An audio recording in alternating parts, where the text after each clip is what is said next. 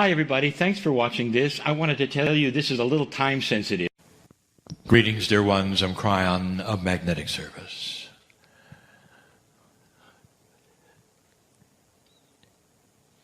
For these years, wherever we are, we speak of a paradigm shift that is occurring now. 30 years ago, if you had asked, why is Kryon here? My partner would not know the answer. It took 3 or 4 years to get going, for him to actually speak out loud, to say these kinds of things. And even then, you would not have known. Even after book 1 in 1993, or book 2 in 1994, the why is Kryon here would not really have been fully revealed. It took many more years to realize that that was all a precursor so that you could see real, honest channeling. And get used to one who would channel and have no tricks, no marketing, but love. 30 years of Kryon, consistently, the message of empowerment and the fact that humans are here on purpose and are not a victim of the planet. Only recently has it truly been revealed why Kryon is here. And that is to assist you through a magnificent paradigm shift, the biggest shift in consciousness on the planet, one that was expected. And you also realize that Kryon did not appear literally to my partner or anyone. Not really. Until something remarkable happened on this planet. In the late 80s, the Soviet Union ceased to exist and disarmed something that would have indeed caused war again. But the war would have been everything you thought it would have been. And very few would have survived, dear ones. And the earth would have lain there void and dark. And all that the Pleiadians had done to get to this place would have been for nothing. That's free choice. Were the star mothers prepared for that? Yes. How can you say that, Kryon? Because they'd seen it before. Did you know that the Pleiadians had gone through their shift? We've said this before. With their own free choice, they had done that. This is a repeating cycle of victory and failure with free choice, where humans would have taken a consciousness that was already low to the lowest and terminated themselves and not recovered. That was imminent. And some of you were there. You were living through those times. My partner speaks of it often. 50,000 nuclear weapons all pointed at one another, ready to be launched. How would you ever survive such a thing? A wild card appeared. And in that, history shifted and history changed and paved the way for you sitting there today. You think this is over dramatic? Let me ask you. Go back in history. Who predicted the fall of the Soviet Union in that way, in that time? A superpower that literally vanished almost overnight. They ran out of money, dear ones. That ought to tell you something. But that was not predicted. It was not seen at all.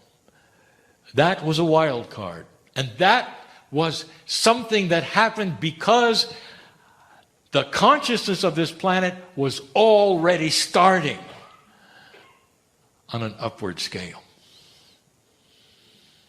All of these things, if you lay them out and connect the dots, you'll see it. This is not an accident. All of these things coming together for the precession of the equinox as the indigenous of the planet had predicted, you're here. And the shift begins. Kryon is here to facilitate the shift. 30 years ago, you didn't know that.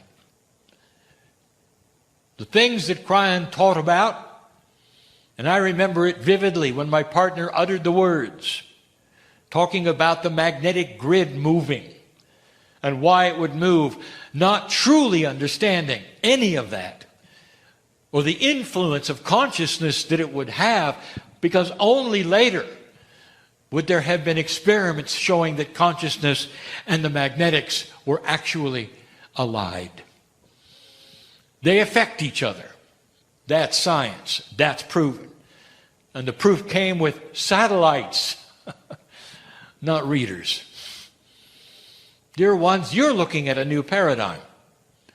One that sees consciousness very different than you ever saw it before. The shift that I speak of right now is real. It's as real as the love I speak of that is starting to permeate human nature. What's the difference? What is the shift really? I will tell you that the evolvement of human consciousness evolves from a low level of animal instinct and survival and fear into a higher level of understanding, compassion, benevolence, and love. Simply stated. Dear ones, you're coming alive with the idea that the love of God, the Creator, is inside you and can manifest and change things. That's the difference. Love. It's been overstated and understated. It's been made fun of. There are so many kinds of love on this planet.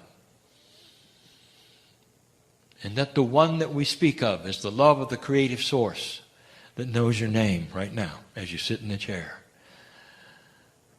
And invites you to feel every cell of your body radiating with how beautiful it is and how connected you are. And how this planet is going through a shift that someday in history will be noted because you'll change the date system again. Before and after the consciousness shift where humanity stopped warring and killing each other en masse. Where they understood that every single human being wants the same basic thing. How long is this going to take, Ryan? We look around the earth right now. There's nothing like that. There are even segments of those which would call themselves spiritual, which will kill you if you don't agree with them. How is that going to straighten out? And the answer is slowly, dear ones, but it will. Oh, it will. It has to. Because at some point in time, the dark consciousness will become the minority, the real minority, forced into a corner of love around them.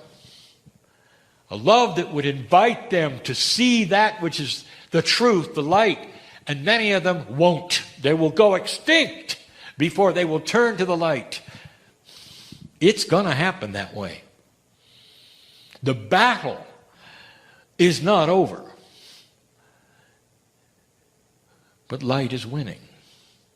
And light will continue to win, dear ones. What is it you see? Again and again, I say, what is it that you can point to that is so different today that you didn't have just a little while ago? And the answer is you're starting to reveal inappropriate things which have always been inappropriate. And they're coming to the surface.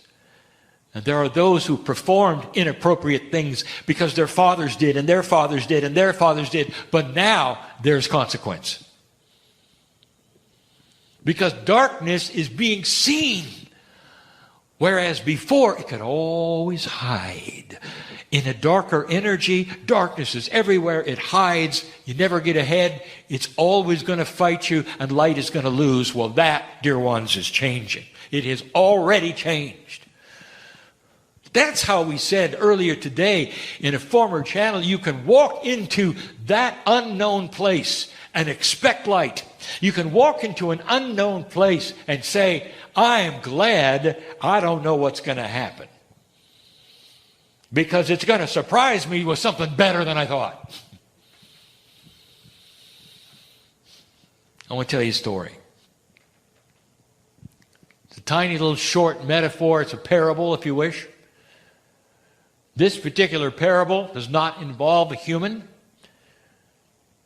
So the parable will not have anything to do with woe.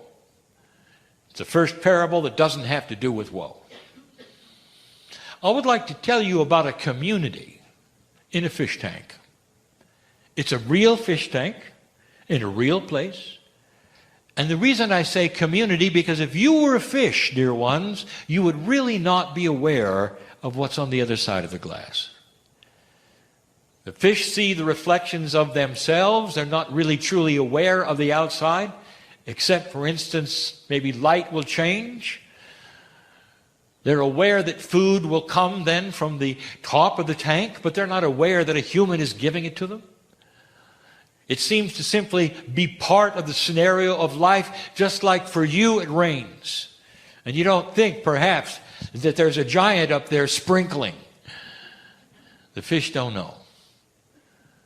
But this is a story about a community. And the metaphor has knowing fish. It has fish that will be in the community and will be able to talk. And the fish we're going to talk about has a name. It's a tropical fish. It's a spiritual one. So it's an angelfish.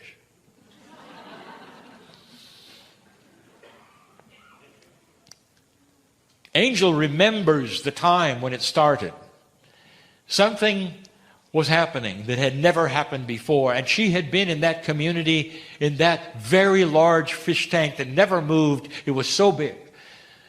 Took her a long time to swim from one end of it to another. It was her world. She never really thought of it as being confining because it was so large. Plenty of space for her to swim and to live.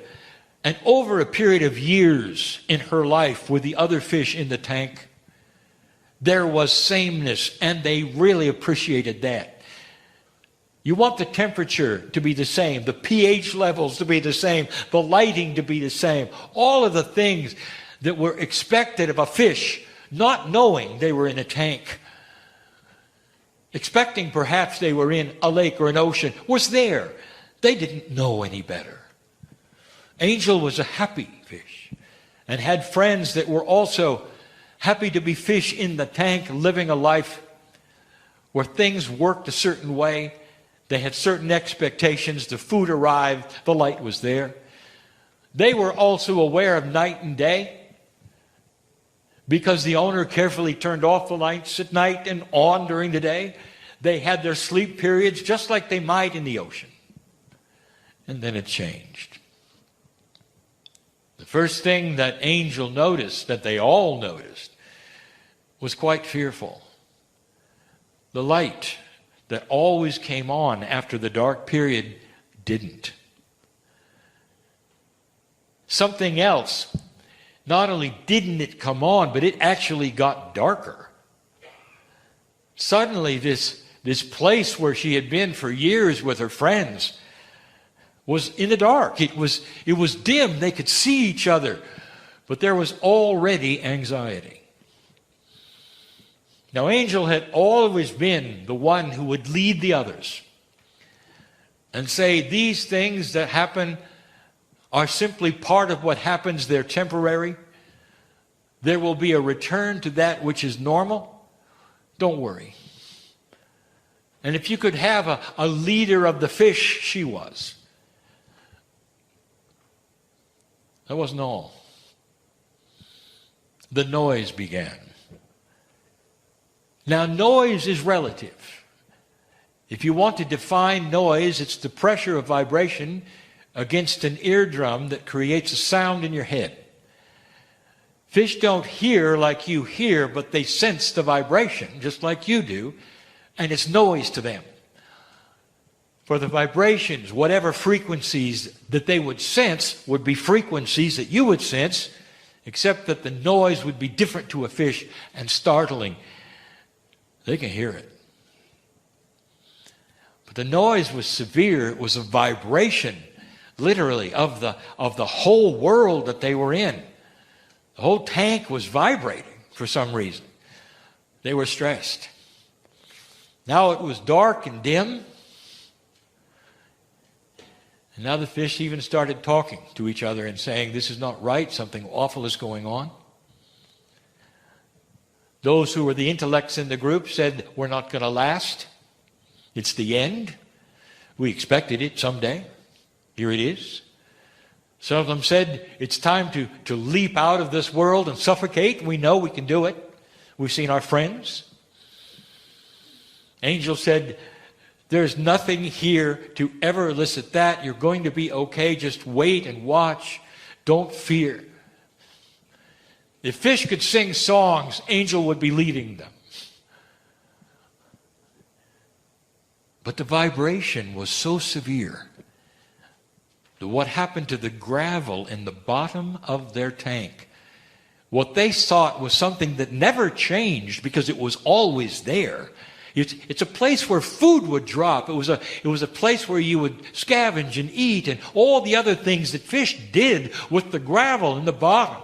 It was life sustenance. And suddenly, the gravel was oozing dirt and darkness and ugly things because the vibration was vibrating the gravel to such a degree that everything that was ever buried in the gravel was starting to come up.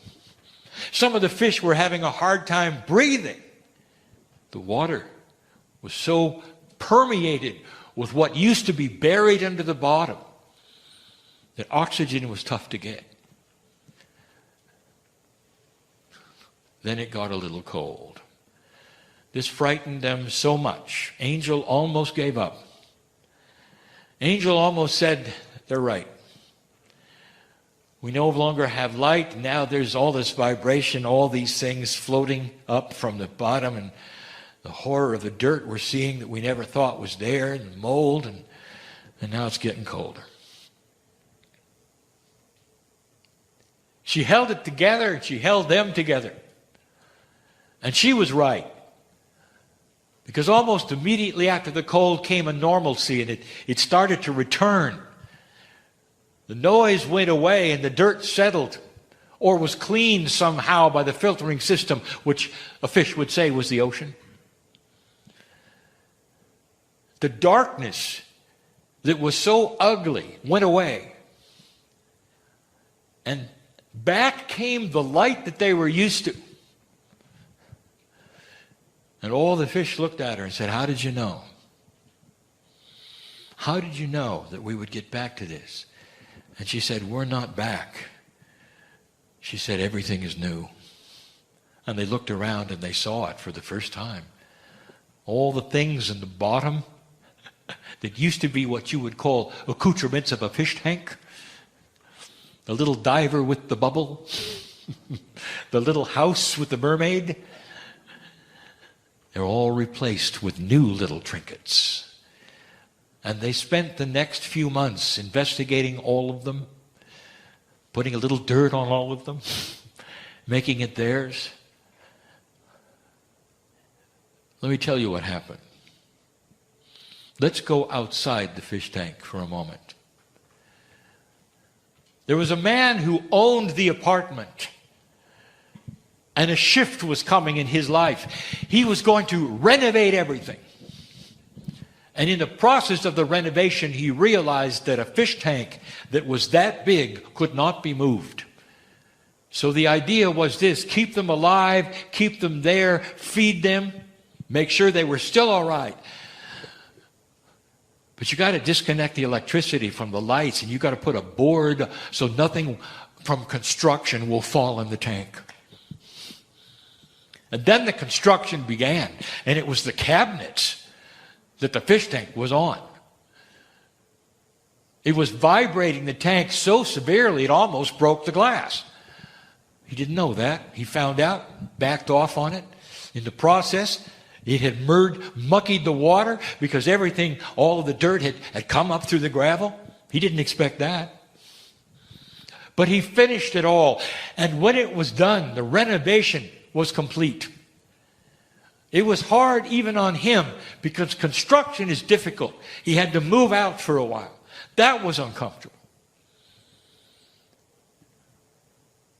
It was shift on a grand scale that he understood as the man in the apartment. But what did the fish know? Their world was isolated. They didn't see the bigger picture, that a renovation was occurring and that things would occur which were brand new. They didn't know it. But the man also, he got a new temperature sensor because the other one broke in the process of being vibrated. He caught it in time, but the water got a little cold. He warmed it up. He changed the filtering system completely. As long as he was doing more electricity on the lights, why not go all the way? The fish were breathing better. They felt much different. Angel knew there was something different. And they were celebrating every moment. Do I have to paint a picture for you? In some ways, you're all the fish. And you have a reality that you've gotten used to, not understanding how Gaia works, how the Creator works, how the shift works, how consciousness might work. All you see is trouble. And there are those who would say, Kryon says it's getting lighter. I read my news. It's ugly. I'm having a hard time breathing because of all of this ugly darkness. If you're an American, you get to watch something that is profoundly dysfunctional in the government. Suddenly, everyone is at everyone else's throat. Nothing is getting accomplished, and the whole idea is to beat up the other one. Doesn't matter what you believe anymore, you just want to beat them up. And that is what happens every single day. And if you get lucky enough, you'll put them in jail. That's scary. It's scary because you've had 200 years of a democracy that worked. It worked to the degree that things got accomplished. That laws were a combination of ideas that were strong enough to have consensus because there was negotiation involved. When's the last time you saw that, American? And the answer is, it's been a while. That's frightening. You start looking at the dark things that are coming out of the woodwork, as they say, on this planet. Oh, you haven't seen anything. We'll say it again. Wait till you see the extent of the horror of children's sexual slavery. It's bigger than you think. And it's almost everywhere. This has been covered so well for so long. The light is coming out, dear ones. And there will be those who caught up, and it'll startle you, it'll shock you, how it's funded and who's involved. And it's coming. And there will be those, again, who watch the news and say, it's the worst of the worst. We're doomed. Not understanding the fish tank is under construction. And there will come a time when the light comes on again, and the water is pure, and the air is better. And all of these things, although they may sound metaphoric, there's a truism to all of them, because humanity, in its evolvement, will also clean itself up and the planet up. There'll come a time when you will attack the garbage patch in the ocean and clean it, and it will take time, and there will be thousands involved because they understand it and know that it is absolutely necessary. Did you ever think you'd see that? It's coming. Human nature is going to start to evolve into a paradigm never was there before, you didn't expect. And that's one of the reasons why you can feel free to step out and do things you've never done before. Because history is not repeating itself. Oh, dear ones, there are things that will be abominable to look at. Did you know that when light starts coming out, those who have been invested in the dark will also come out and show themselves in awful ways? Some of them will go out of their way to take a lot of people with them as they go out. It's their way of saying, take this, light. But they'll do it because light is winning. The dysfunctionals will become more dysfunctional, and the ones who have been invested in darkness will go right to the wall with it. I've told you this before. Watch for it, look for it. It doesn't mean things are coming to an end. It means things are rejuvenating. It's going to be in your news even soon. Those are being called upon inappropriateness of a grand scale. Those who have known about things for a very long time. Governments who have authorized things for a very long time. And there will be those who will expose them. Only this time, the light will sustain itself. And there will be then penalties to pay. Careers that will be ruined, as is already happened on this planet. Those who feel that they can dabble in darkness and get away with it because others did it before them. Let there be notice right now that this fish tank that you live in is starting to improve itself. And that the vibration that you feel is the shift. The things coming up through the gravel have always been there underneath the sight that you've had. Now vibrating to a place where you can look at them, and some of you are even breathing them. That's how ugly it can get. But dear ones, that's all in the cleaning process. That's rejuvenation. That's remodeling. Just ask Angel. You got an angel inside yourself, every one of you. It is an angelic form, this higher self, this soul. It is created in the image of God, meaning it's created in the love and compassion and the benevolence of the Creator. You have DNA that resounds in it, all 23 pairs of chromosomes, unique to you and those from the stars. This is who you are.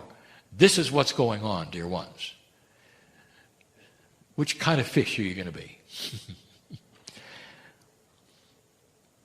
Beautiful.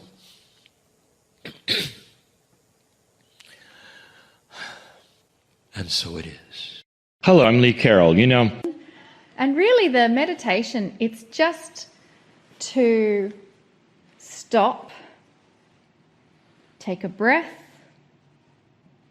allow the intellect to take a back seat, because we want to connect with our heart energy.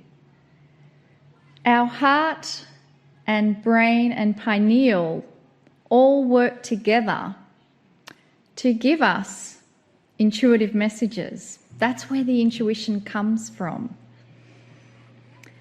And so let's take a breath, close our eyes, dismiss all thoughts of what we need to do when we finish or what we were doing before we started. This is your time. This is your sacred space. This is your gift to yourself, to sit and receive. Allow yourself to receive the perfect love that Kryon has.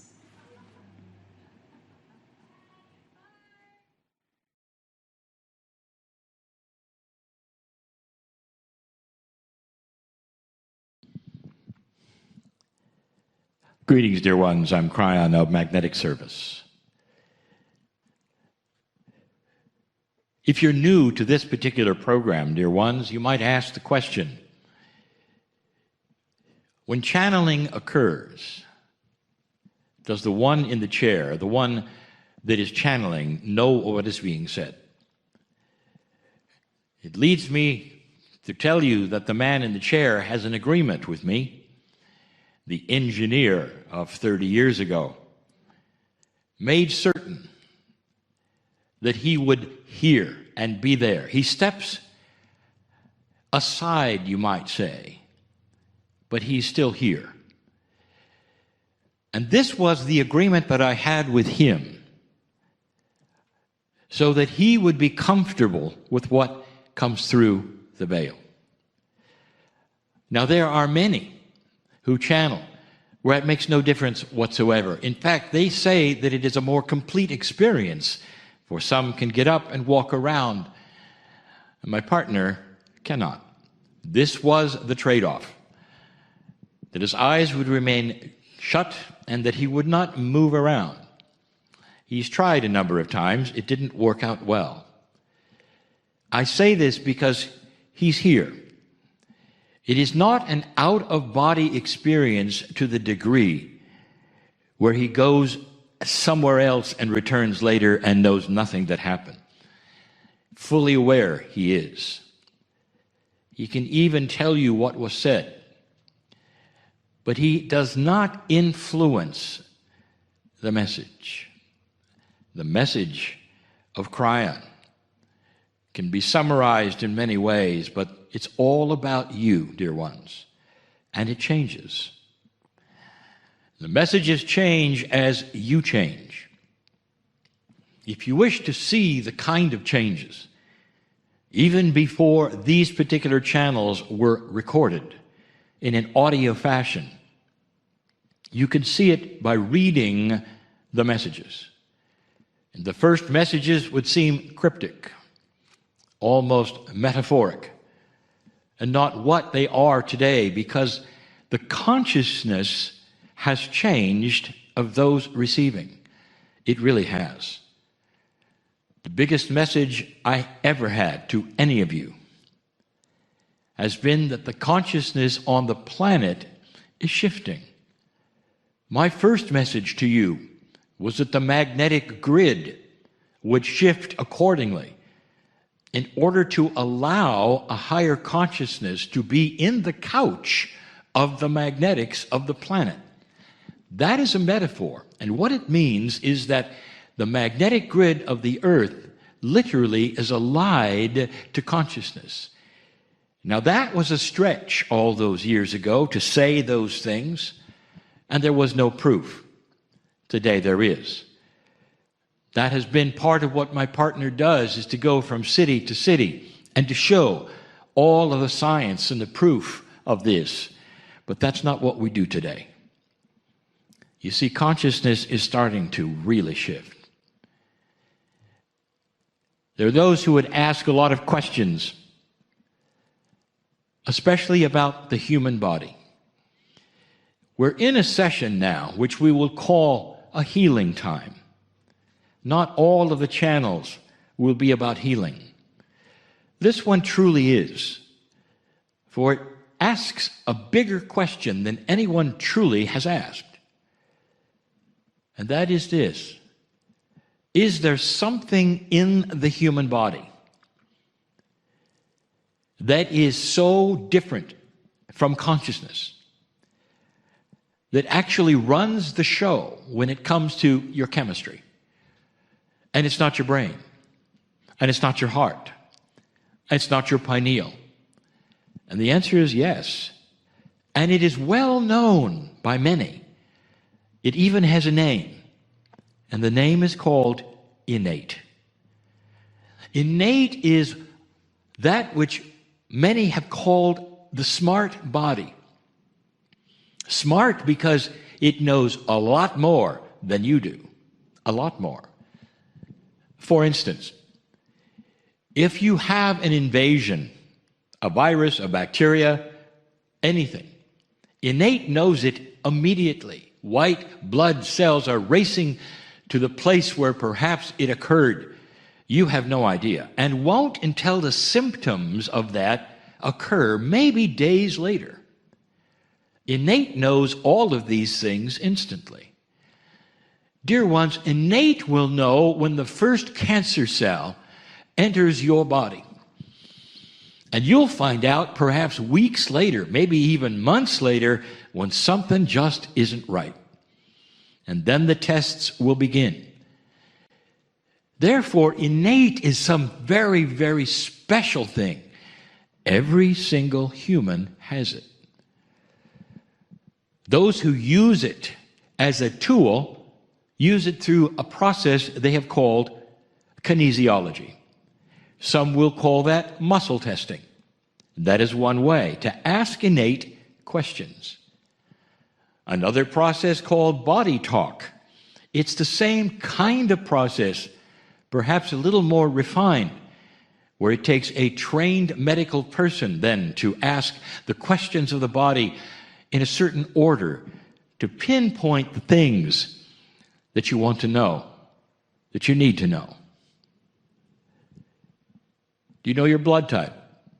You say, well, yes, I had a test the other day. No, I didn't ask you that. Would you have known your blood type without the test? Of course not. Innate does. You see where I'm going with this? One of the most elegant processes that talks to innate in a curative fashion, instead of one that asks questions, is homeopathy. We have spoken of this before too. Here is a system of sending signals to your smart body of what you wish to cure. And through tinctures carefully prepared, there are tiny, tiny chemical amounts, much too small to cause any kind of a reaction, put into the body under the tongue, and it becomes curative. It's like innate starts to see, oh, that's what she wants. Oh, that's what he wants. And the curing begins. There is so much proof of this, dear ones, for hundreds of years. This is not something that has come since the shift. It's not something that you get from the New Age. It is not something that you get from channeling. This has been around a long time, and the reason I am speaking of it now is because this is what's going to change. I want you to show you just how archaic right now this whole process is. It's almost like you're standing in a dark room, and there's a wall, and you know on the other side of the wall is all of the secrets of your chemistry. What's going on? What's going on right now with your body? That's what you know is on the other side of that wall. And you see, you might say that wall is what separates you from innate. And at this point in human civilization, you're still poking the wall. You poke it to see if it pokes back. You ask the wall questions in a certain way. You give it tinctures and chemicals. It's all metaphoric. But do you see what I'm saying? Never does innate step forward and say, hello, it's nice to know you. What is it we're going to do today? What if you could do that? You have an amazing body intelligence. That's what it is. It's intelligent, that knows what's going on. That intelligence is responsible for all processes in the body. That particular innate not just knows what's going on, but you might say it's the control panel of what's going on. Of course, it works with the brain and consciousness, the heart, the pineal, But it doesn't represent itself as being one of those things. But it receives instructions from all of them. Here's what I want to tell you.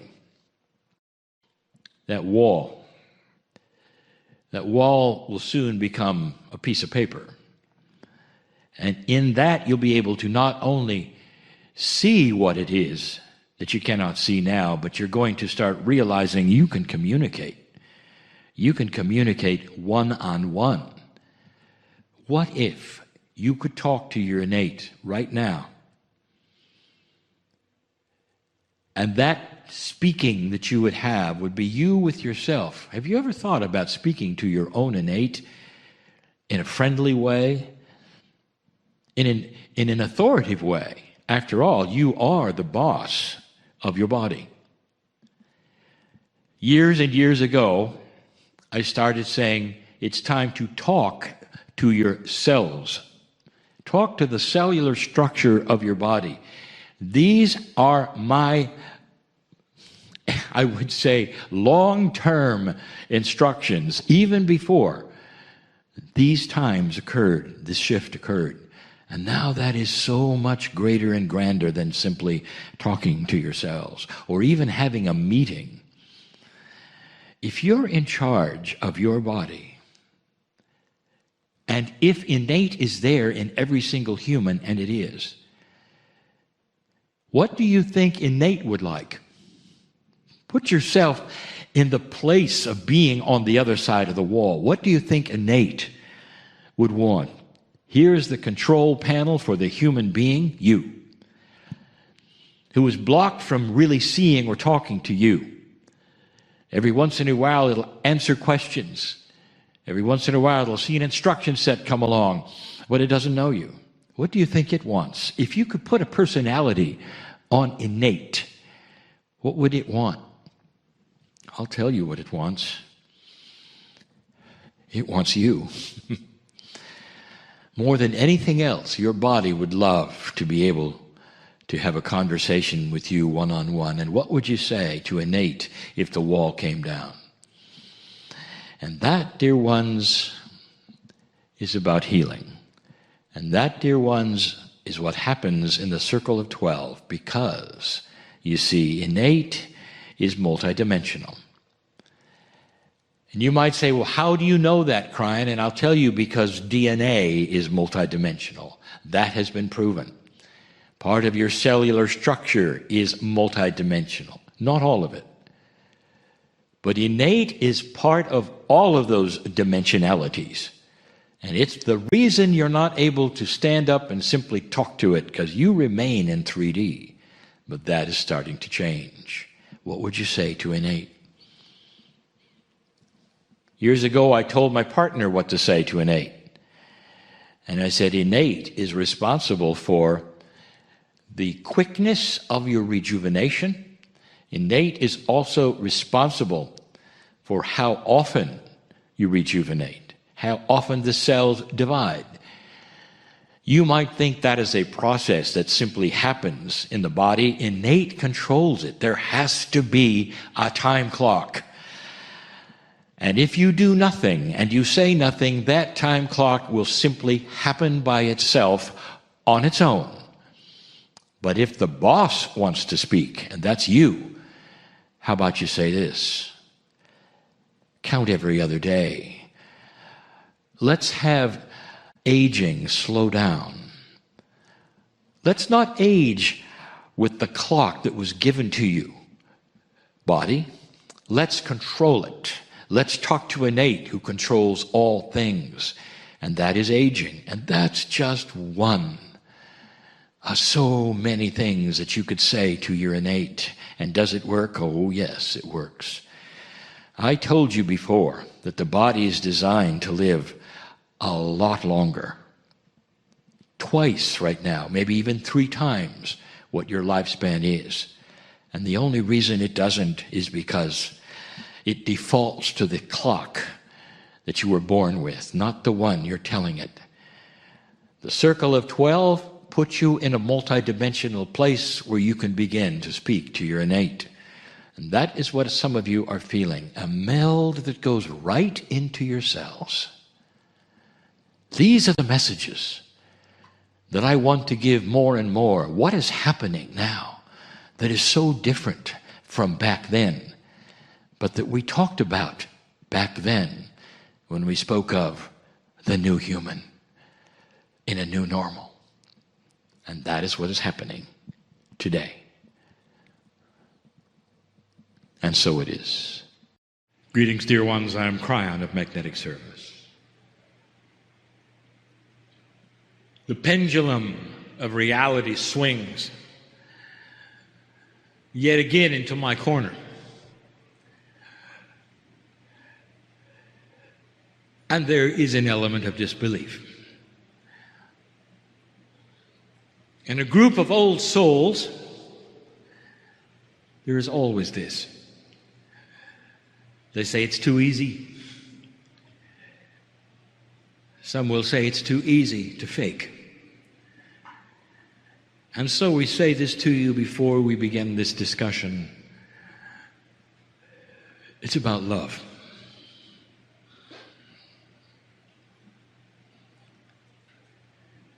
That's what it's about. It always has been, and it always will be. And it's not the love that you think. There is a force in the universe even your astronomers have recognized and seen, identified, and they call it intelligent design. Because the universe itself is biased. It's biased into creativeness. It's biased in life creation. It's biased in love. There is purpose for everything. Astronomers, science, physicists, they want to see complete and total neutrality within all things, and they don't find it. And that's one of the things we want to discuss, the power that is starting to become yours in the understanding of energies around you which you have never identified as energies that specifically are what we're going to call informational. This is one of the first multi-dimensional channelings of a series, starting to explain to you in a better fashion concepts that have been misunderstood or not explained at all, in order to start you thinking about what you can do. And that is the purpose. It's a big distance between the nucleus and the electron haze. If you could go with me to the smallest of the small, you'd find an enormous amount of emptiness. Physicists will tell you that most of you are made of nothing. And it's only because they just don't see what's in the dark. And the multidimensional truth is this: between that which is the nucleus of the atom and the electron haze, it's filled with information, energy, love, and intelligent design. Difficult to explain how this manifests itself to your reality, but that is indeed the subject. So we'll start slow and easy. There it is, my friends, a rose. Imagine it. A beautiful rose. This one's red. And you don't like it. You don't like the thorns, perhaps. Maybe you don't even like the color, perhaps. And you say to yourself, I'd like it a lot better if it was a daisy. But it's a rose. Now, In single-dimensional digit thinking, or law 3D, the scenario is this: it's too bad you've got a rose when you wanted a daisy. Because it'll always be a rose, you know. And if you could look at the seed that the rose grows from and regerminates from, it'll always be a rose. Too bad about the rose, you might say. And so the consensus of thinking and the actions around it are this: it will always be a rose, therefore I will never be able to change it. Now consider for a moment a multi-dimensional scenario where the master gardener visits the seed.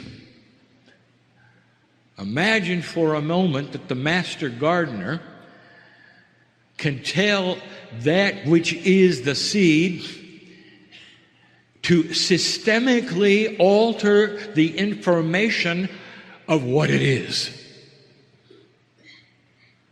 And so that the next time the cells start to divide, the thorns drop off. And the color changes. And maybe, even maybe, a daisy grows instead. And what would you call this? And the answer is a miracle. And that is how you define things that look out of the purview of your dimensional reality. I want you to start looking at these things differently. I want you to start seeing information that is multidimensional as energy. A tremendous amount of what you just call energy is only information. It leads us to the next phase of this teaching. For now we give you a discovery on the planet that has been made, that is being used.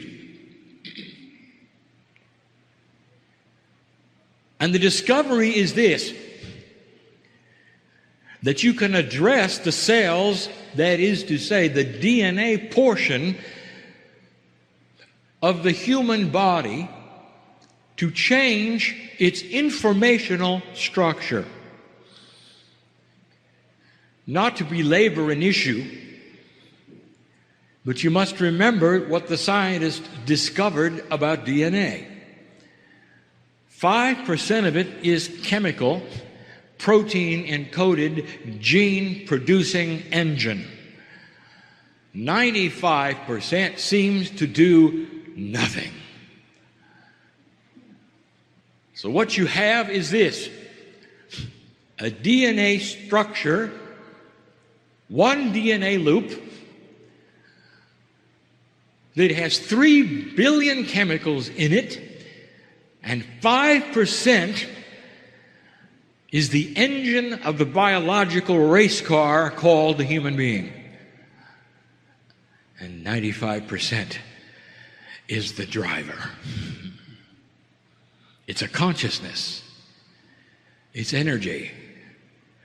It's information. And it's huge. And if you could change the information in those DNA parts, what would you say to them? Well, let me give you an example of something that's already been done. Let us say you're born with a deformed heart. Here is a heart that is not operating properly. The valves don't fit. And let us say that that is who you are, a red rose with thorns. And so in your reality, you're going to die sooner. You will not operate well. You may be on drugs when you're older, and you'll always have a deformed heart. You might ask the obvious question: since all of the organs rejuvenate many times over your life, why is it systemically that those stem cells are given information to continue rejuvenating a broken heart? Why does it stay deformed? And here's the answer: because the information stays static. Without something to change the energy of the information within the systemic system of the human body, it will always repeat what it has. The rose will always be the rose, and the thorns will always grow there. What if you could literally change the information in the 90% of your DNA? What if you could change not only the information systemically, but even subconsciously as to who you are and why you're here?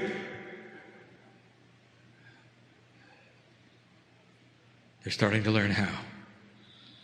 Addressing the information energetically in DNA so that the stem cells are given a pattern of perfectness instead of the deformity. And as the heart then starts to regenerate, as all organs do, slowly it becomes a functioning heart and the valves fit. And you think that's science fiction. I'm telling you, it's being done now. For on the planet, multidimensional inventions are starting to occur. There will be many more, pushing the envelope of your believability and changing physics. You've seen this, and you don't even know you've seen it. I'll ask you some other questions that you haven't really thought about. We brought these up before, and now we can discuss them more fully. Why can a starfish grow back an arm and you cannot?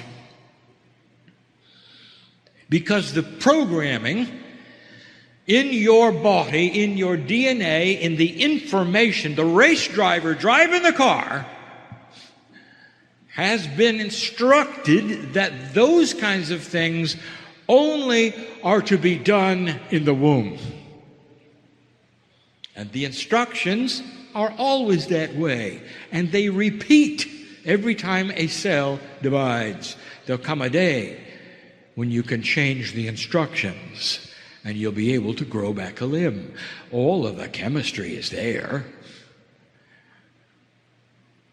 It's not that hard. But the instructions say you can't. And so they don't grow back. Imagine the race car driver in a splendid machine that can go for so long with instructions that he can only turn left. That's what a race car driver does, you know. What if you straighten out the racetrack and suddenly you got a left-hand only driver? What happens to the driver when the racetrack straightens out and he doesn't know how to do anything but make left turns? You got to change the information that he has. And that is what is being done. When the spinal cord is severed, there is chemistry that races to the place of the severing, so it won't grow back. Did you know that? There is a hormonal proteinal structure that actually keeps it from growing back. How does that serve humanity? Well, it doesn't. Nerves are designed to grow back. And they don't. Did you know they even have addresses, color codes, they can find each other in the dark and grow back. And they don't. Because built into the race driver's information is not to grow back a spinal cord severing. There'll come a day when you can reprogram the systemicness. Stem cells exist everywhere in the human body, alive and well. They are what pattern what happens.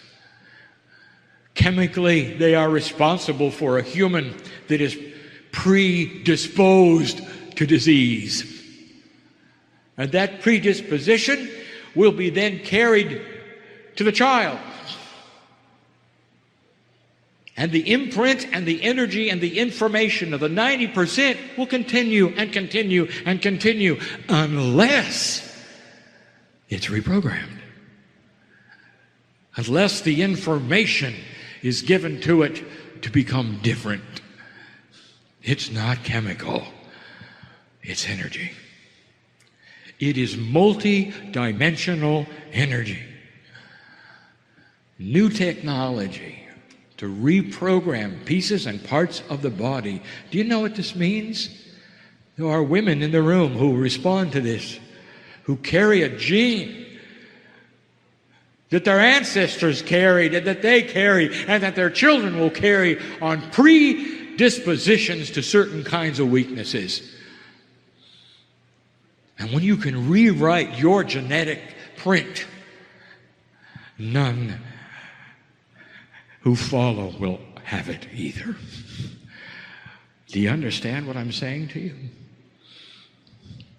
Your children and your children's children will only have the reprogramming. They will not have the original information. Energy is like that. Informational energy is like that. And there's a lot of it on the planet. There are systems on the planet that have been misunderstood for a long time. Let me give you a couple. This is controversial. You may not agree. You may not like it. But I'm going to give it to you anyway. Humans love things that go bump in the night. They love to be frightened. They love to be scared. They love movies that scare them. And they love haunted places. Have you seen the upsurge in the interest of haunted places? Now let me tell you what they are and why they work the way they do. And now we get into the power of the information of the Akash. Human consciousness carries an imprint which affects the planet. And we have told you this from the beginning, 21 years of it. Human consciousness is what is going to change the planet. Human consciousness is information. It is information that you develop based upon what you think. And it's powerful.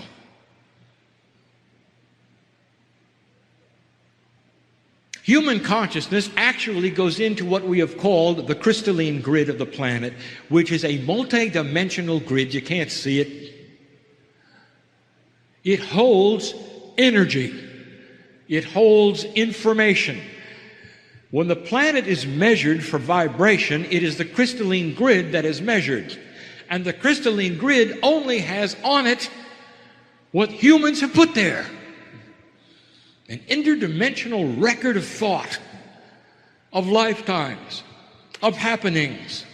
And here's what I'm going to tell you. In certain conditions, in certain ways, a human life or an interaction of multi-lives together in a scenario that is profound for whatever reason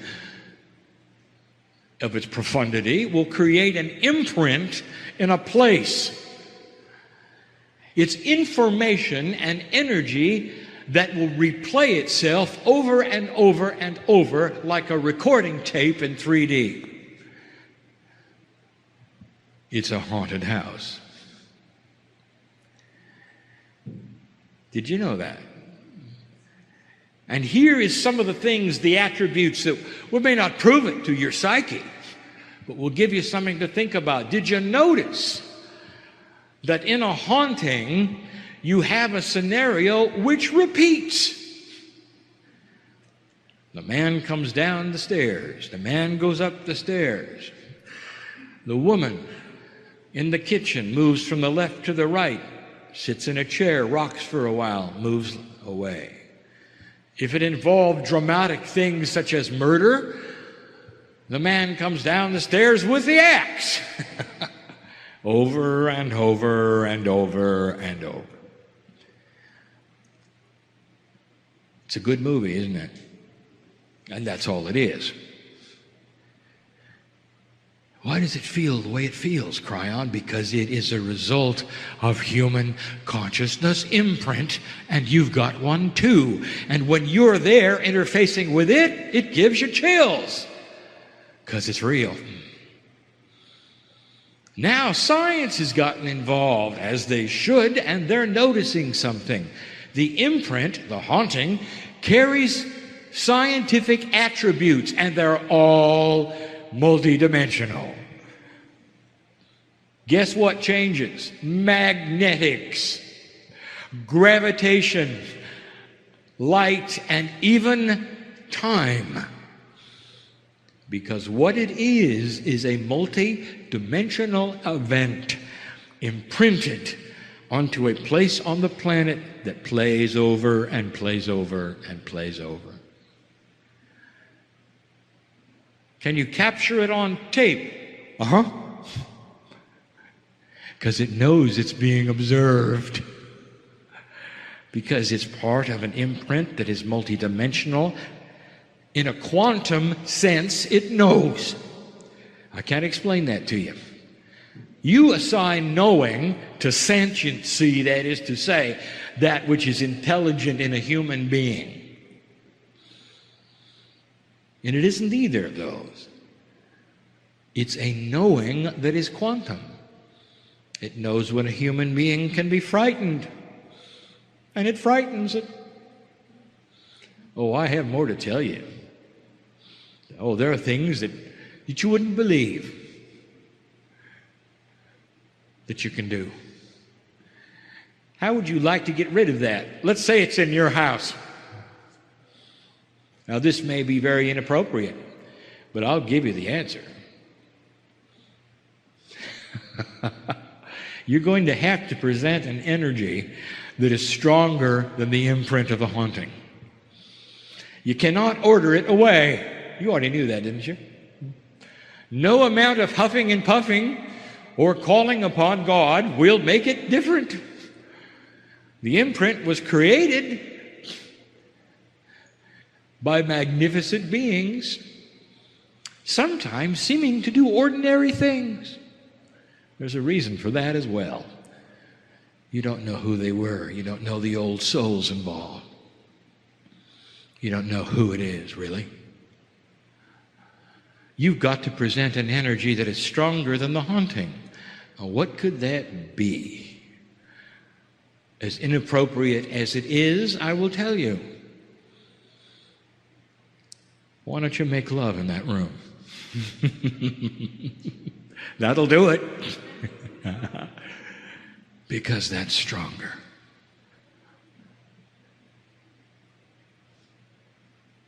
Anyone who's been in love in the room, and there's some secrets here that I know. Beautiful ones that I know.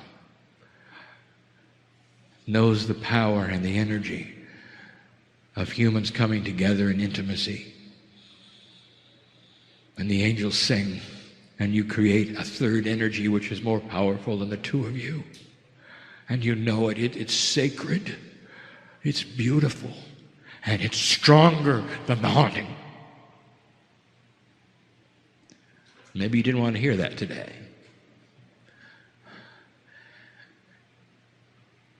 But what about other things?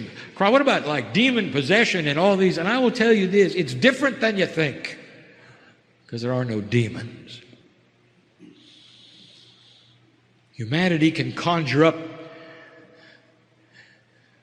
The most evil of the most evil, and it can do it all by itself. And you knew that too, didn't you? Because you're powerful. The pieces in God, in you, even in your mythology, are responsible for the devil himself. A fallen angel, how can that even be? It is a metaphor of what a human can do on the earth with the energy that they have. Things are not always what they seem. What about talking to the dead? And how would that work, Kryon? How could you talk to famous people when in the scheme of soul incarnation, they've already come back as others? Now, if they've already left, how can you talk to them? And the answer is this: they haven't left. Oh, the part that you think is the human left, but the imprint of them and their entire life and everything they knew, their consciousness, their wisdom, their knowledge, goes right into the crystalline grid. We've talked about this before. Can you contact famous people and get information? Yes. Will it be accurate? Of course, because you're talking to the source. The imprint remains.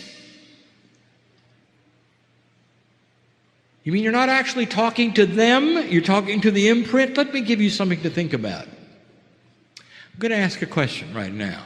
It's going to be a rhetorical one. Who are you? I have old souls in front of me. There's a woman in the room who won't wear red. And you know who you are. I'll tell you why, because it got you killed. Because that was the color of the plume on your helmet, warrior. Because you were the captain, and they knew if they would take you out, your whole regiment would be in disarray, and that's what happened.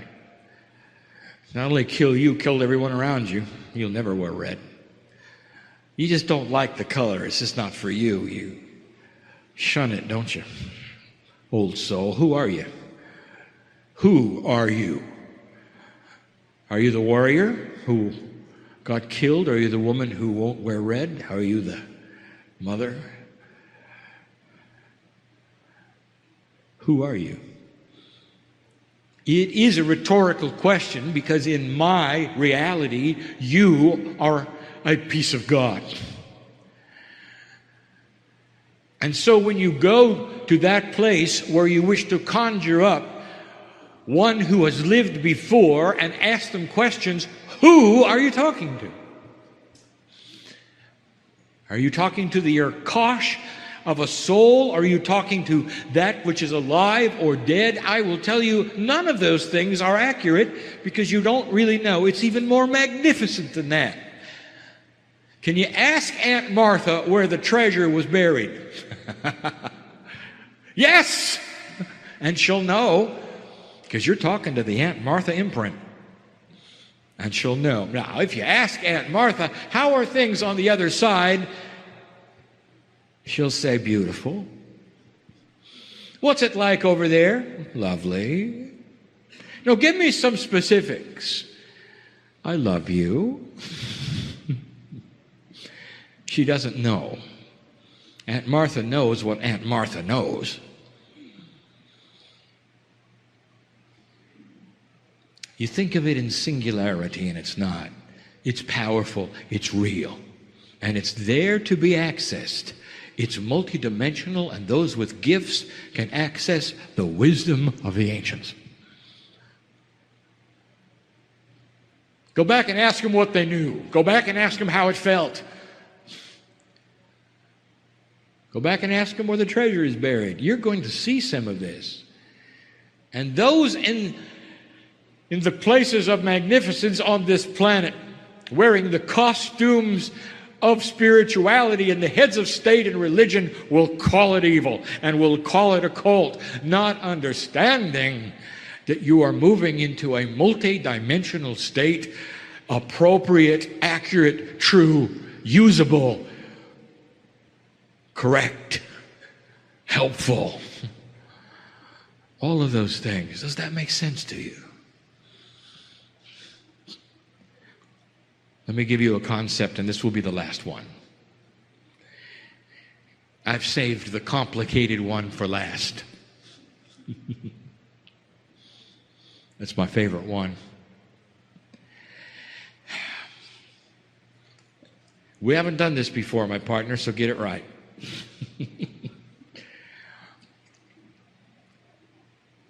I want to show you how time works. And I can't.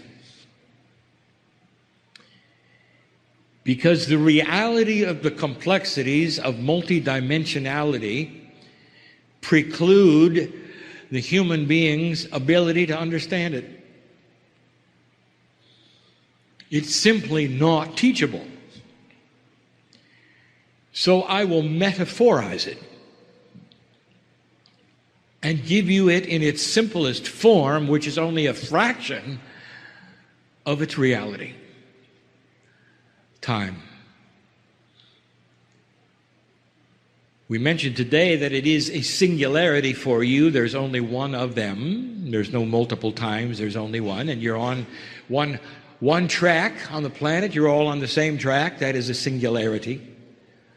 It only goes one speed. It always has for your life. It doesn't move. The truth of it is it moves all the time. Another truth you don't understand is that each of you can step off the track and create a faster or slower one. You don't know that either. How do we explain this?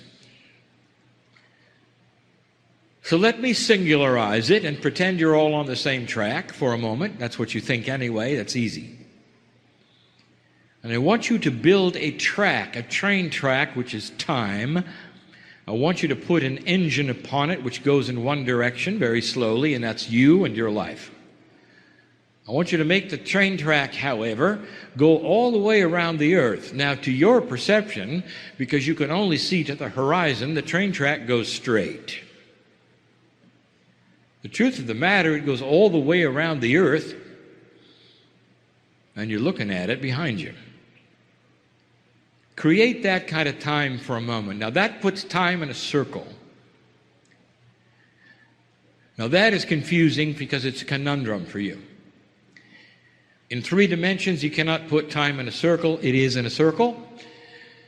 Because it's in a circle, however, take a look at some of the attributes that are confusing to you. Let us say your lifetime takes about 30 meters. Not very long on this track that goes around the earth, is it? So you never have to really worry about meeting your past, do you? But let's pretend for a moment you could. What would happen if you drove that engine around the earth? Eventually, you would be running over the energy of what used to be, wouldn't you? In the same way of thinking, if you went around the earth several times, eventually you might be also running over what might become. Suddenly you have an attribute of time you haven't thought about. If it's in a circle, it means the future affects the present. And you think the future hasn't happened yet. It hasn't in 3D. It has in a quantum sense. Now, I'm giving you information right now, and I'm giving it to you this way because there are scientists looking at it in that way. Is it possible that the future could give you energy and information now? Think of this train track for a moment, and let's get more complicated. It's got layers now. Every time the train goes around it, which is a human life, things change.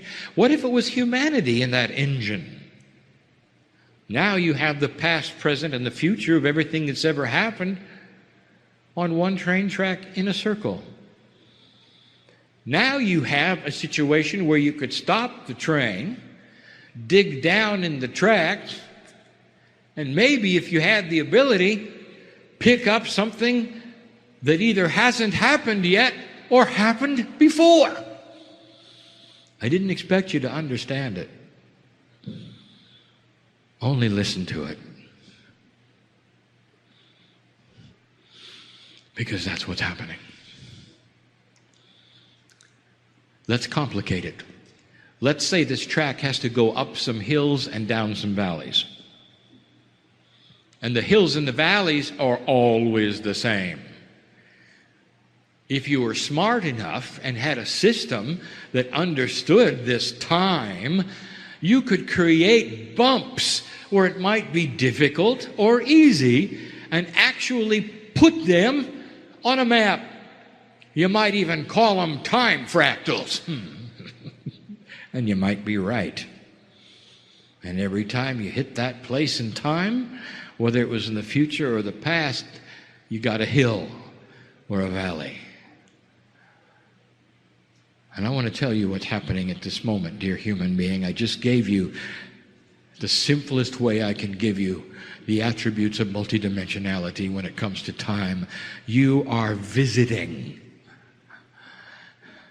potentials that in your mind have not happened, but in a quantum sense have. You are receiving a vibrational increase so that you can look at the track of time and select where you want to go. You are looking at the potentials of the quantumness of vibrational shift and creating a culture that is going to go beyond what you think it could go, because it's going to fly in the face of all prophecy. Because prophecy is based on one track that does one thing over and over in 3D.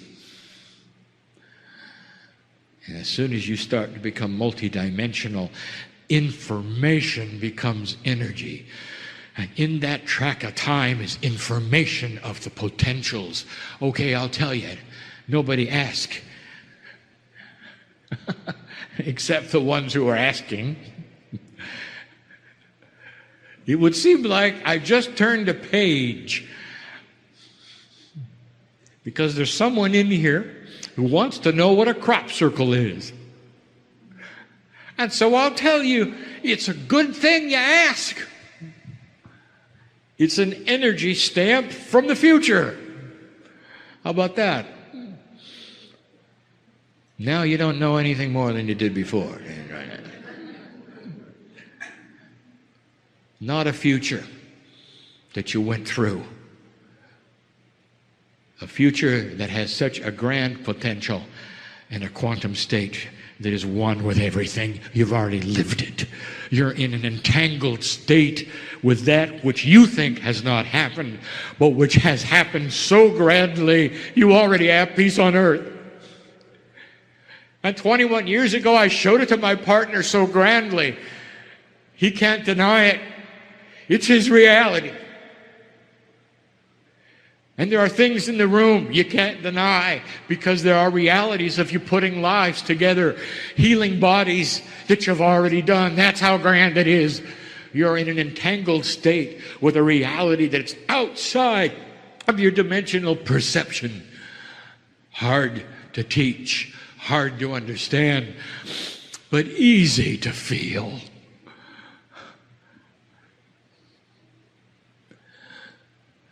Easy to feel. Imagine the solution is upon you. Imagine those things which you're planning already completed. Imagine yourself looking backwards and saying, "Oh, that wasn't too hard, was it?" Imagine the most perplexing things you've brought to the table today over with. Now, how do you feel about it?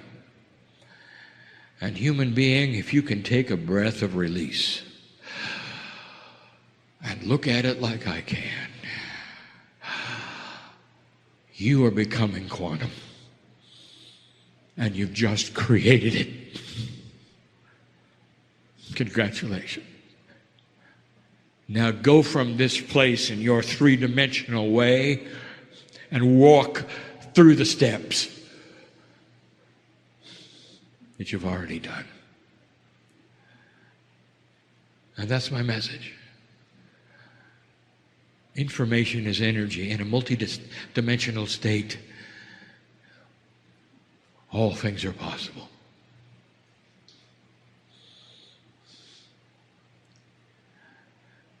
You come here to listen to a thing like this, old soul, you wouldn't have missed this. And I'm not talking about this meeting, I'm talking about this life. How many times have you lived waiting for this? What do you think the wisdom factor is in your Akashic record? If you've lived and lived and lived and lived and lived, how about that track of time? How many layers does it have for you? What about going in, drilling down, and picking up the wisdom of your ancients? Because many of you are your own ancestors. It's about time you started seeing it in that way. My partner says, leave differently than you came. He got that from me. Do it. Do it. And so it is.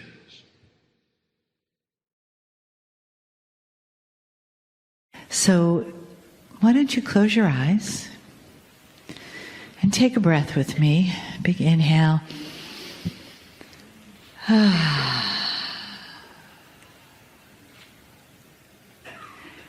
And another inhale.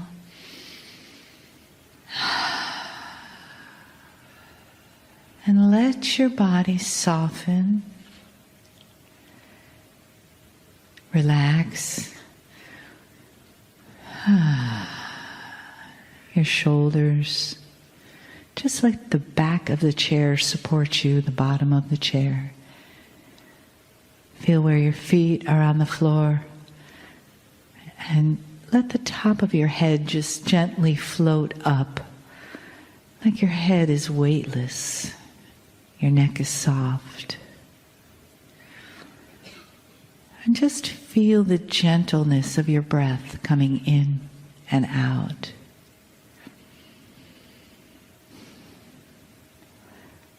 And know that you don't need to have a thought about anything. And just let your awareness be in this moment of healing potentials, healing possibilities, and the energy around you of love. Because that's where that healing comes from, is the energy of honoring and love that Kryon has for humanity.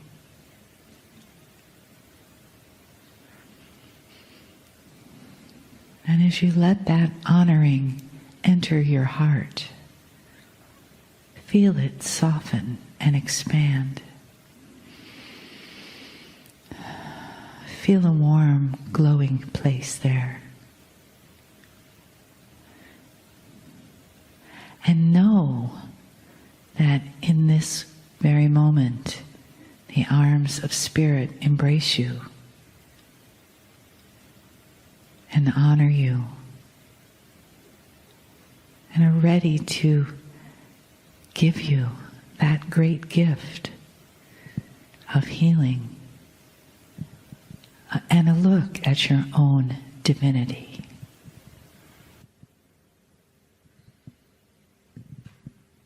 Greetings, dear ones. I'm Kryon of Magnetic Service.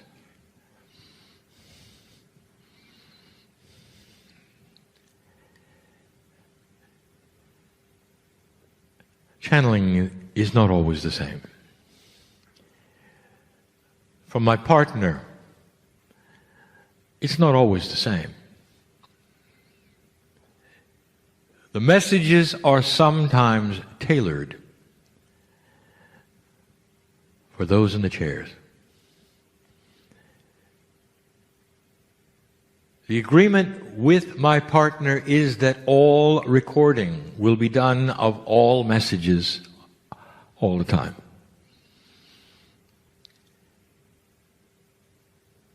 Sometimes they are so personal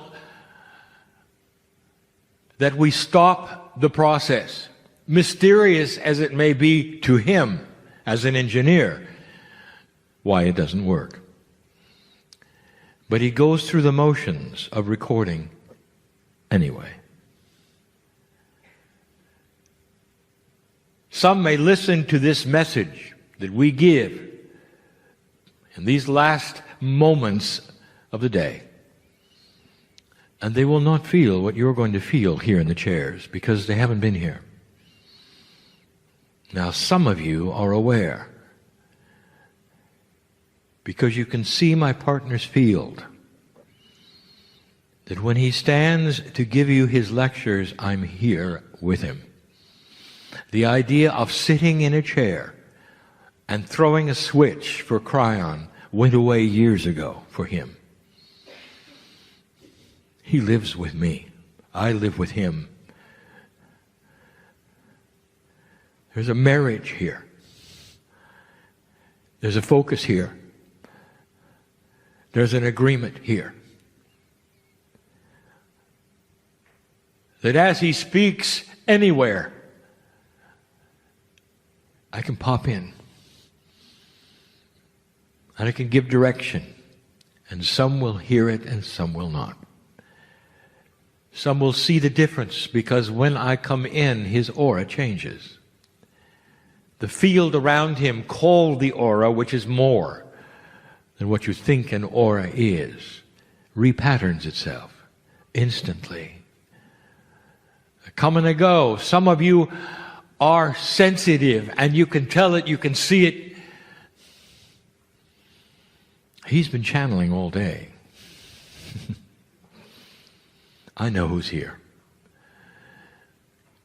Those who may hear this, who are not here, may not understand these few words I have and what we're going to say and what we're going to do. Sometimes the channelings have profound information that are new, historical processes just coming, future and predictions, and some of them are not. Some of them are just us sitting here together, loving each other, discussing what is happening in the room, and those who will listen later is like flies on the wall. That's one of these channelings. For those listening to this after the fact, I want you to be aware. You're just listening to what is going on in a room full of light workers, because this is for them. You in the chairs right now, not for the others. There's a wind blowing through this room of spiritual purpose, and it's touching all of those who want to feel it. We never said those words before. Sometimes there's a synchronicity of light workers and old souls that come together in a perfect way in order to accomplish things. There's a reason why you met today, a reason why there's a camaraderie today, and you don't know one another, not really. But you don't have to. All of you have that which is in you, which is the essence of God. You have God inside. I have an invitation for some of you right now. It's difficult to even name it. Humans want titles. What's the channel about, they say. Give it a title, we'll feel better. Give it some words, give it some linear grounding by giving it a title. And somehow, then they can file it in some magic, logical filing cabinet and make it all right. What if I said this is titleless? You're not going to like that. So I'll call it something. Completing the circle. Listen to me. that which is human is often very linear. All you can be is what you know and what has been. It is so difficult for you to step out of one thing into another when you don't know where you're stepping. If we told everyone here, we need you to move into an area of reality that is different from yours, where you can't see the ground you're walking on, but you have to trust it's there, or you're going to feel bigger than you are even though your physicality hasn't moved, or that you're going to be in two places at the same time, get used to it. Many of you would said, I don't think I'll do that today. There would be disorientation, there would be dizziness perhaps, there would be this, there would be that. It doesn't suit you in the physical. I don't blame you. There is fear of these kinds of changes. When things are working for you, why change them? You tend to think in this fashion. It's understandable, totally. But as you think this way, you stay in a straight line. You live in a straight line. And the relationships that you have, all except for one or two, are in a straight line. Listen, you're not even aware of the linearity of the straight line. It starts early with your parents. There's communication from your mom, from your dad, to you and back. It's a straight line, A to B, B to A, A to B, B to A. They tell you to do one thing, you do it. The actionable items are in a straight line. The instructions are given, linear, in a straight line. You grow up, and the relationships you have with others, one to another, one singularity to another, one line to another. A straight line here, a straight line there, a straight line there. You're not aware of the unnaturalness of this. When you look into space, what do you see? Circles. Spheres. Dear ones, the only straight lines you see in space are the ones you draw between constellations. It's not natural. When you look at how chemistry works in the human body, it's a closed system in a circle. Very few, if any, real straight lines. It's physics, it's in 3D, and yet it's built in a circle. The very life-giving fluid called blood pumps in a circle. And there you are, A to B, B to A. You get spiritual, and it doesn't matter what the doctrine is, it doesn't matter what you believe. There is God, and then there's you. And God is always enormous and huge and beautiful, and there you are, little. And even if you draw a relationship to God timidly, it's a straight line to the Almighty. Sometimes you're on your knees and on your faces in a straight line to God. God is big, you're not. And then when you need help, it's help me, God. You talk to God, God talks to you in a straight line. You're not even aware of the circle. You go to those who are spiritual for help. It's the same way. Everything, all that is a relationship to you, whether it's professional or spiritual, tends to work in a straight line. All except one.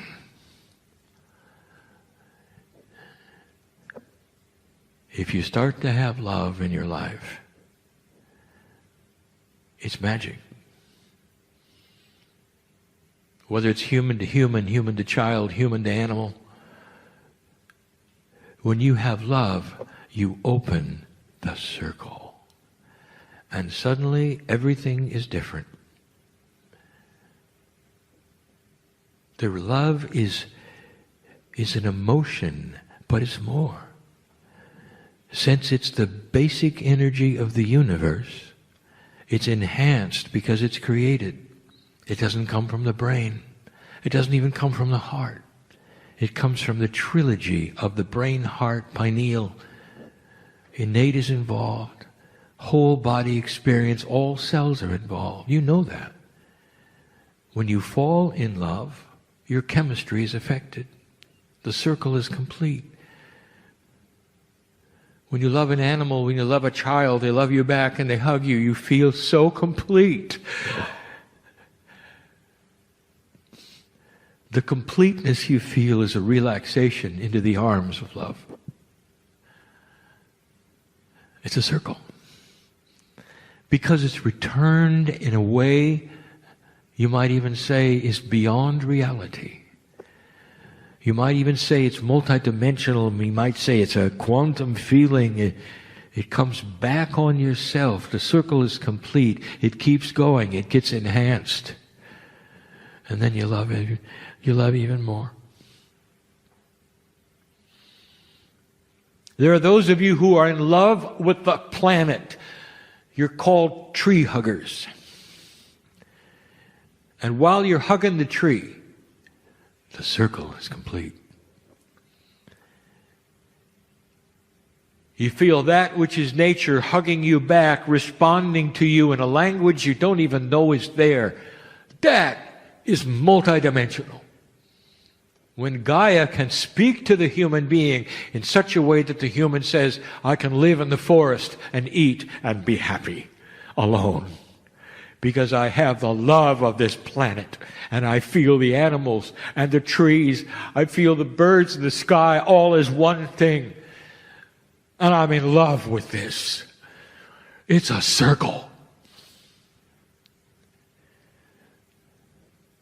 When you look at the directions on the planet, it's a circle. The points of the compass, it's a circle. When you look at that, what you call the zodiac, it's a circle. On and on and on. When you take a look at the construction of music, the circle of fifths, ninths, whatever you want to call it, it's always a circle. Every musician knows this. All around you are the circles. And yet, the relationship you have with God is still a straight line. You think you're stuck. You come here and you say, how can I do this? How can I do that? Some of you even go so far as to say, help me, God, help me, Kryon. And what you're saying is, here, I'm here and I'm helpless. Please do something to me. Oh, how linear. Ones in this room, I want to tell you something. Every single one of you right now who is in perhaps even marginal distress or curiosity or feels stuck has a circle inside you you have not connected yet. And the circle is with the creative source. And it's the circle of love that the cells will awaken. When it's completed, you will start to see this circle non-linear, like everything else in this universe that works together. When you start connecting the circle, you'll understand that God is inside you and outside you. The linear human being thinks they're separate and apart from the creative source. That is how you're taught. When you go to the doctor, you're separate and apart from the doctor. The doctor tells you this and that. It's linear. You take a medicine. It's linear. You're there. It's there. It's going to help you if you're lucky. That's not a circle. Love is a circle. The more you give, the more it's returned. The bigger it gets, the more satisfying it becomes. the more you can touch your heart and say, this is the most beautiful thing I've ever experienced. Whether you're in the forest, whether you're with another human, whether you're within your child, whether you're in love, it's different than being linear. And that is what you have here. The potentials are enormous. There are readers here that don't know they're readers yet. There are the ones who are completely and totally healed that don't know they're healed yet. Because the circle has not yet been complete. Are you ready?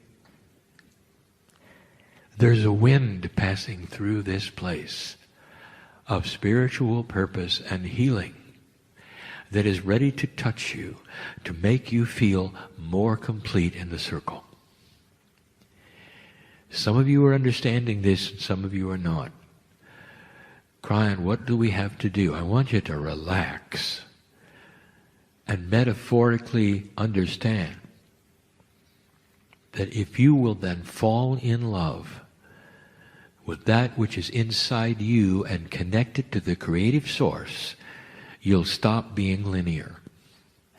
The circle will start to be complete between that which is creation, that which is healing, that's with you, that's love, and the healing in your body will start. The balance will start to return. The purpose in your life will start to be known. The things that have happened recently to you, which have devastated you, will start to make sense, and you will stand in joy that they happened, because you'll see a bigger picture of who you are. There's a wind passing through this place that is ready to put anyone in a circle who wants to complete it. I speak metaphorically, metaphysically, esoterically. I speak in concepts. There's the third language going on. There's a wind going through this place. And I want you to stop and feel it now, because it's for you sitting in the chair. Do you dare feel it? Physically, perhaps you can feel it. It's really not physical. When love passes through cellular structure and completes the circle, life begins. Spiritual life can begin right now. For some of you who came for this in this place, we've never done this before. Ever. Those who are watching and listening at a future time are starting to realize this is a very special channel. Now I want to get real quantum with the listener who is not here. I want you to take a moment, and I want you to give intuitive energy for those sitting in the chairs. And you'll say, well, it's a little late, Kryon, because the ones who are listening are at a later time. This is now, this is then. And I'll say, oh, how linear. You're not in the circle, are you? You see, the circle is timeless. You help each other, even from past lives. It's bigger than you think. The process is more complex, and yet it's simple. Because love takes care of itself.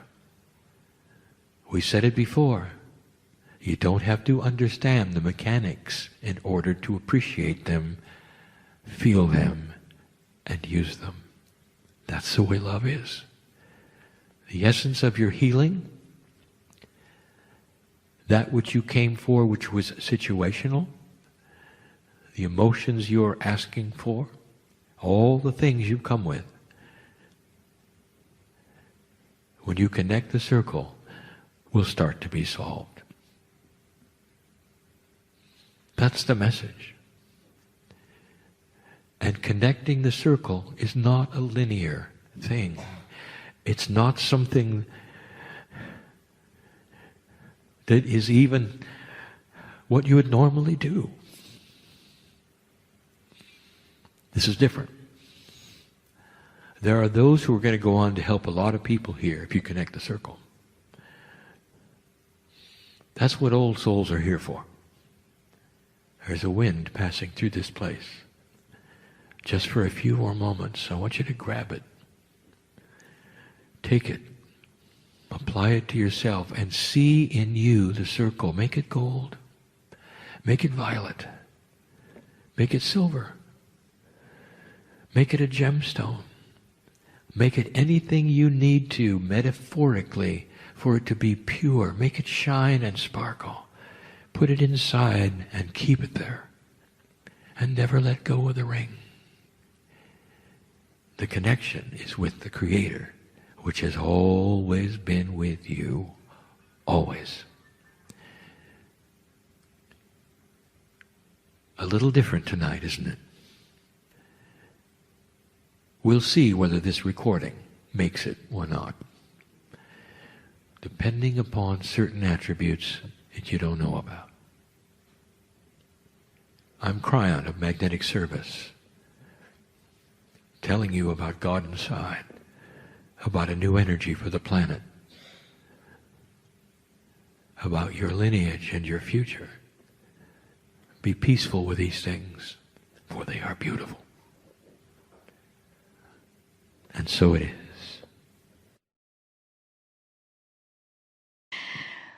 So yesterday we went and connected with an animal guide, and I loved the sharing that people had with me about their particular connections, and some interesting things arose where one animal guide connected, but when they emerged outside it was a different animal. And so that is multidimensional, which is what Kryon keeps telling us to be. So don't be confused by that. Embrace that. If you have an animal guide that comes to you and then it becomes a different animal guide, just know that it is perfect in the moment that you need. And what I would like to do is to continue that connection that we have created with our animal guide, if that's okay with everyone else, to go in and connect and keep traveling with our animal guide. So with that, I invite you to go to that place where you connected with your animal guide and greet each other. Welcome, hello, thank you, I see you. Thank you for this beautiful connection we share. And once you've established that connection, let us continue our journey as we walk along a path and we come across a river. And the river is the river of learning. And there is a desire to cross this river of learning and arrive into the land of knowledge. And so together with your guide, what is the way that you are now going to cross that river of learning? Take a moment to work out how together you are going to cross that river of learning. And trust that those answers are already there. Because there's been many, many times you have crossed your own river of learning. And as you're in that river of learning and going through now, realize how easy it actually is to do that, especially that you have guidance from your animal guide helping you to do so. And so now as you come across the shoreline, you come up onto the land of knowledge. And what is that knowledge that you now have? Is it possible that within you, you have the ability to manifest and connect with the guides that you need for whatever situation you come across. And there is a willingness from the guides that come within you and the ones that come to greet you. For the animal guides, which are part of Gaia, are still a part of you. You came from the earth. You are made of carbon. Within you is the biology that grew from this planet. And so those animal guides that connect with you are part of you. And so here you stand in the land of learning, ready for the next lesson. Allow yourself to extend the learning and the knowledge that you are receiving from your guide, as Monica so beautifully guided us, from the animals, from your own personal guide that emerged from you here in the valley,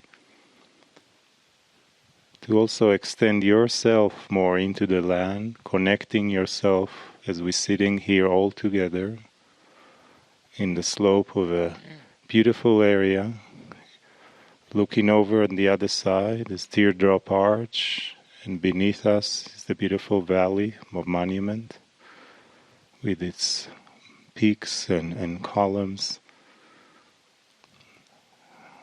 The air is blowing softly, caressing us, loving us, welcoming us, greeting us, blessing us, just as we bless it back from our hearts in gratitude, with love, with our compassion, with our presence, our beingness here, just being together, honoring the sacredness of the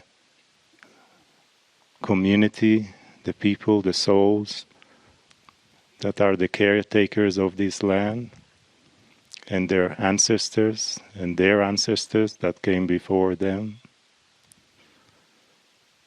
And feeling more of that collective unity and connection we all share with all living beings, with all living souls, animals, and the plants and the rocks. They all have consciousness. They all have different levels, different forms of energies. And this is such a beautiful space. We can deepen our connection to Mother Earth, to Gaia, as Father Sky looking upon us and smiling, with the multidimensionality that exists in everything and everywhere. Breathe and allow yourself to feel even more your sacredness, your beauty, your magnificence, your light and divinity, and connection to Source, to God, to Creator, to Spirit, that has no beginning and no end, that was always here and always will be, that love us unconditionally, beyond anything we could ever comprehend, but we can deeply feel when we allow ourselves to love ourselves more with our hearts. So breathe consciously, slowly, even more, connecting yourself right now, right here, in this moment, that will echo later on for you, whenever you want, when you tune back into this specific moment in this tour. Nijoni, beauty, beauty all around us. Greetings, dear ones. I am Kryon. of magnetic service.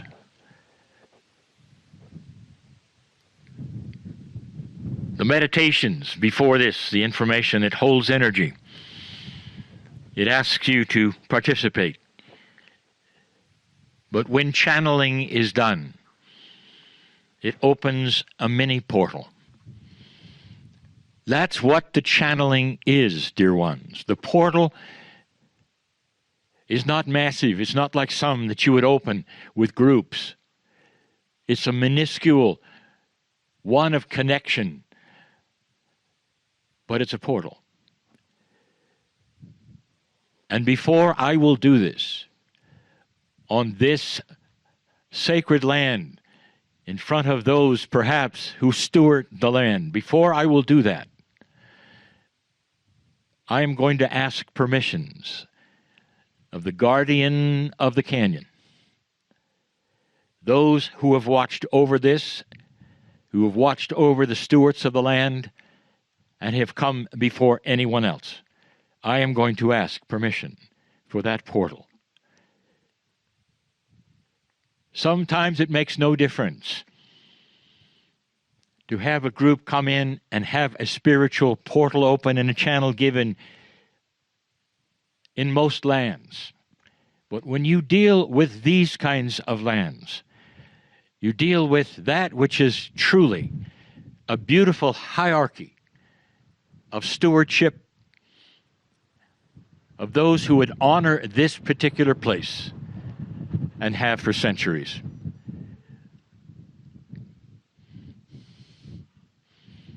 With that permission given,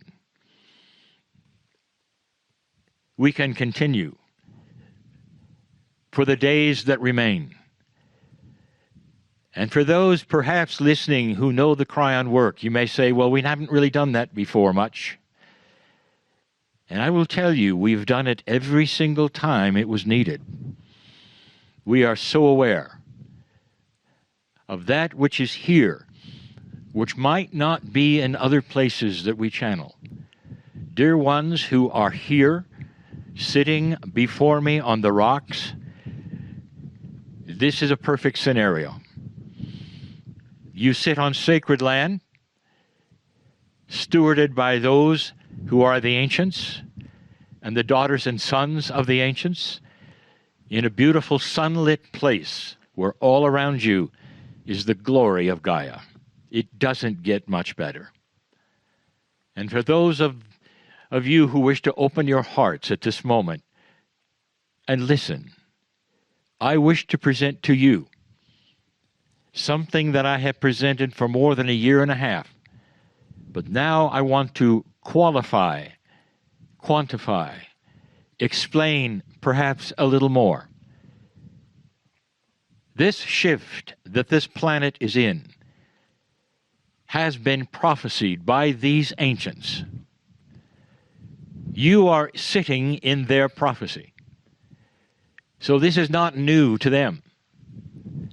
All that has transpired in these past few years, difficult that it might be, was anticipated by those who have followed the prophecies and know the land. And in this shift, there is something happening regarding the consciousness of humanity. We've told you now for 33 years to expect something that you didn't expect. Who would have thought that the old energy of the planet, which is still raising its head right now, that energy eventually would go and be supplanted or replaced by a softer energy of caring, of compassion. I'll call it a family energy that says we do not want war. A family energy that says what is there that we have missed in that which we consider God, or that which comes from the love source, the creative source of all things. In other words, a consciousness that starts to advance itself in its own thinking. It raises itself to places it has never been before. This was the direct prophecy of the ancients all over the planet. And now you sit in that place. And in this, there are some new tools. I'm going to call them tools. But what they are is new awarenesses for you.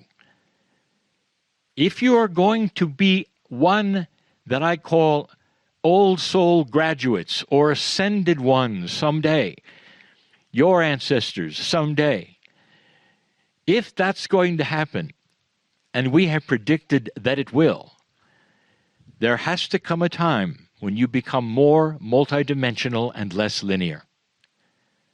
The linearity is that which you experience every day of life in the 4 dimensions you live and work in. But the dimensions that you can start to work with, that are indeed the dimensionality of Earth, of Gaia, of the guardians here, of the canyon, those dimensions you can start to see. And what I mean by seeing is not with your eyes. It's with the senses that you have beyond your eyes. The ones that so many know are there. Ones represented by the third eye, the bindi mark, the pineal, and so many of those who would celebrate in song and dance even here. It's a celebration of things that are greater than you can conceive of in 4D. I want to introduce you to the ability to communicate with your soul. In order to do that, a brief summary of what the soul might be. What do you think of when somebody speaks the word soul? In the modern day religion of the times of this land, not the land we sit upon, but the culture of the greater continent, a soul is something you receive at birth often. Somehow it is apart from you, but it's very much aware of you, because when you pass, somehow that soul then gets rewarded or punished. And that is the purpose of the soul. I will tell you, dear ones, that's the kindergarten of all thinking when it comes to spirit. How many of you can feel in the sunlight, in the wind, that there is a consciousness of the land right now that knows your name? That's because the land, Gaia, we call it, Pachamama, some call it, the love of the earth, is connected to the Creator. How could it not be? Everything you see around you was made at the same time. And dear ones, your soul was there to watch it. Your soul is the spiritual part of you, the God part of you. It is part of God. The creative source always existed, and with that creative source were trillions and trillions of that which were the source's partners, which we call souls. Did you know that? Were you ever told that? That makes the soul part of God. That makes you part of the Creator. When you come to this planet, all of that is hidden. As you begin the test of consciousness, which you are now in. But right now, you are in a crux that is going to change the planet very slowly. And in that, I invite you to meet your soul. And there will be those who ask how and what. And that is the subject of the channels in this great land. Wherever that takes us in this tour, these are the channels. The soul is accessible. In the circle of 12, we cross a bridge to get there. In the meditation of the partner Monica, It was the river that you crossed to take you there. There always is a barrier of thinking between 4 dimensions, practicality, and who you think you are to the next level. Some call it dream time. There are so many names that the indigenous will give it because they go there regularly. They go to that which is an upper world or an underworld to see things they need to see. There are so many stories of shamans which will then go to places, receive the information they need from that which is their spiritual soul, and come back and deliver their wisdom. Even that which is in the Old Testament, the metaphors are everywhere of this same property. Moses goes alone up the mountain to receive instructions. He is the shaman of that, his clan. It's everywhere, dear ones. And now we bring it home to you. Every single human being, old soul, has the ability to cross a bridge by themselves, if they choose to, and meet sections of their soul. This is the premise for the entire tour. And slowly I'm going to give you basic information about what is in your soul. Some of you already know, but I want you to understand it so greatly that you'll understand that it's not something separate from you any longer. That is what a higher consciousness brings, a higher connection to spirit, a higher connection to the land. It's an advancement, dear ones. And that higher connection, some have called a higher vibration, means more than just you sitting on a rock and singing. As some people say, that is what it is. It is not. It is far more spiritual, practical. It takes you someplace for a reason. If you're going to be in ascension status on this planet, you're going to have to understand a multidimensional connection, what the shamans know. And that is what we invite you to start understanding as we progress in this. It's going to sound a lot like Circle of 12, because we're going to ask you in every single lesson for your permission to go across a 4-dimensional bridge or barrier into a multidimensional place. And I'll describe it for you. You don't have to even imagine it. I'll tell you what's there. And I do that so that you will understand you can do it. And there are those who would sit and say, why? Beyond that, which is a higher consciousness of humanity, what happens to me? And that's where it gets good. Dear ones, it means longer life. It means more joy. It means understanding the not understandable. Have you ever sat and pondered why things are happening to you? Have you ever sat and pondered why things are happening to the earth the way they are? Have you ever sat and asked your own guides what's next because you're at a dead end? I'll tell you this, all of those answers are there for you. You become your own guide when you're in connection with your own soul. This is dramatic. It's more than was expected. It's controversial in metaphysics, and there will be those who tell you it's not possible, it never was possible. And if there are those around, I will tell them, it's time you read the prophecy of the ancients, because they told you it was coming. And it is.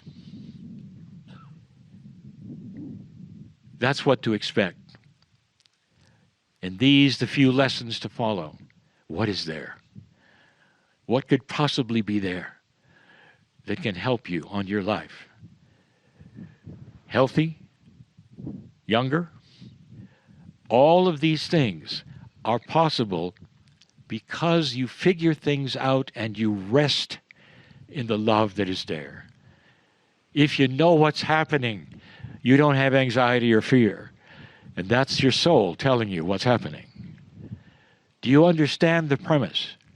The deeper you go into that which is yourself and your own spirituality, the more you relax, the more you can laugh, the more you find yourself smiling for no reason, and you realize that there is truth when you hear, "Be still and know you are God." How would you like to have comfortable answers to difficult problems? That's available. We'll start that tomorrow. You're in a perfect place for this. Feel it, understand it, expect it. And lastly, this: if you're here, sitting on a rock, and you're saying, "This is a mystery to me. I really haven't done this much. I don't know where to begin." Here are my instructions. Number one, do you believe in the creative source? I think the answer would be yes.